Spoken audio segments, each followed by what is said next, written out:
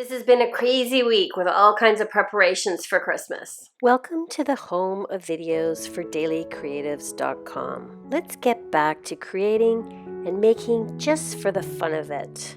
Connecting to nature, we can achieve a balance, a sense of mindfulness and calm. Join me to discover and create a life you don't need a vacation from.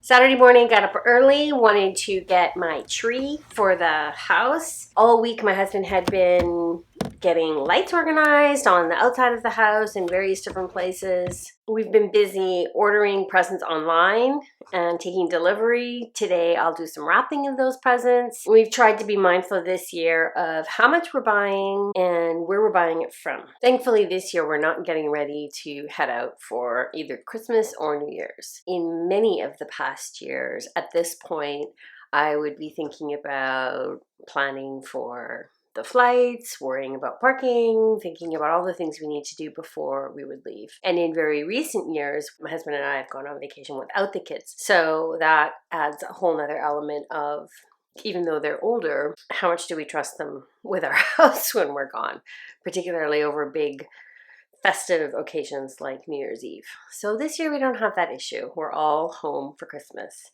And one thing I really like about that, and that I've missed for maybe the last, 8 to 10 years that we've been traveling over Christmas, that this is the time of year to start thinking about the goals and objectives for next year. Doing a bit of a roundup of what's been going on this year, and then thinking about my goals for next year. And so I'm really excited to get after that work this Christmas season. It's one of the things that makes these really short days and cool, kind of yucky weather a lot more palatable for me. The first thing I like to do when it comes to setting goals for a new year is to take stock of the goals I set last year and do a kind of a what went well, what didn't go well page. And this year I was a little bit disappointed because there was a lot going on this year. It was not what I had planned. That required a lot of effort along the way to get after all those things that had come up. Luckily, I had enough space in my schedule and the way my life is set up so that I was able to do that without too much trouble.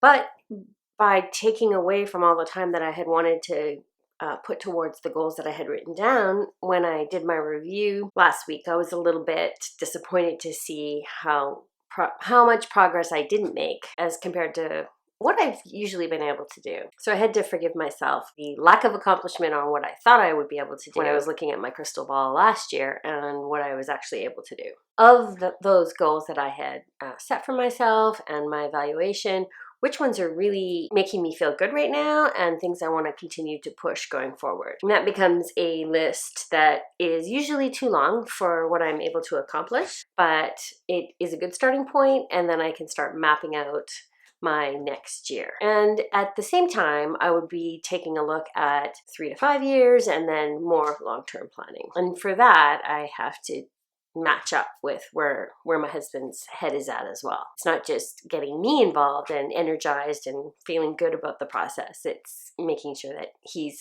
on board as well. In previous years, we also would have had family meetings to talk about what the kids wanted to do, but now they're so far into their older teen and young adult phases that they are really doing a bunch of this planning for themselves. And my husband and I, even in 3 to 5 years, are thinking about being empty nesters. Our plans are really getting to be just for us. Then the kids go off and make their own plans. Exciting time, a little bit sad because the family is changing so much. As I head towards my 50th birthday, it's a nice time to be coming back towards thinking a little bit more about what I want to do. I've been setting personal goals since 1985. I don't even want to know how many years ago that was. I was 15. My parents had decided that it was important for us to learn how to set goals and that we would work on our own and then come together as a family over the Christmas break and present back what we had set for goals for ourselves and review where we had accomplished goals from the year previously. I tried to do the same exercise with my kids and it didn't work so well. My husband didn't have that tradition in his family and thought that my family was a bit abnormal. And maybe we were, but it's always worked well for me, and it's a process that I really like to do at this time of year. I think the reason that this year has been a little bit less of a traditional accomplishment year for me is because I've given myself the space to do what feels right and spend more time doing the things that are really important to me and not feel guilty about structuring my life as if I was doing a military operation where every moment was planned and I was getting after every single goal as if it was the most important thing. So putting super high priority on everything I was doing. I spent a lot of my working career living like that. I just never got a break. So I would go to work all day and work like that. I would come home and run my household like that. My husband used to become a bit irritated with the sort of command control model that I was using to be present in our life at home. In recent years, in recent months, I would say, I've really taken a different approach to how I show up at home, and it maybe is due to the job I'm in right now where the command control model is just not how they work. So I've had to learn a new way of being in the world. It's been not at all bad. But when I look back at my goals where I had every task mapped out and I could knock things off at the end of the week like accomplished, accomplished, accomplished, that's not how this year has gone. But I'm okay with that. So now I'm just being more realistic about what it is I can accomplish. My life doesn't need to be so jam-packed that I don't have time to stop and think.